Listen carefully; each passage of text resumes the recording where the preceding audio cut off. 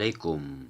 وبخصوص تقاعد دون شرط السن، أكد متدخلون يمثلون 14 نقابة مستقلة ممثلة ل9 قطاعات وزارية بأن قرار التعديل في قانون التقاعد والاستغناء عن التقاعد النسبي يشكل مفاجئ قد أحدث صدمة لدى الكثير منهم.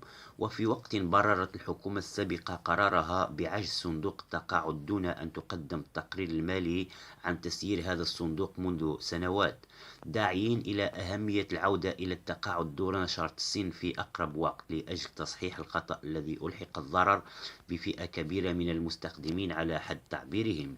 وفيما يتعلق بملف قانون العمل، حذرت الكونفدرالية من إعداد أي مشروع لقانون العمل في غرفة مظلمة من دون مشاركة ممثلي العمال في صياغته، لأنه يعد من المشاريع المهمة في حياة المستخدمين التي تضمن حقوقهم من التوظيف إلى ممارسة العمل ثم التقاعد.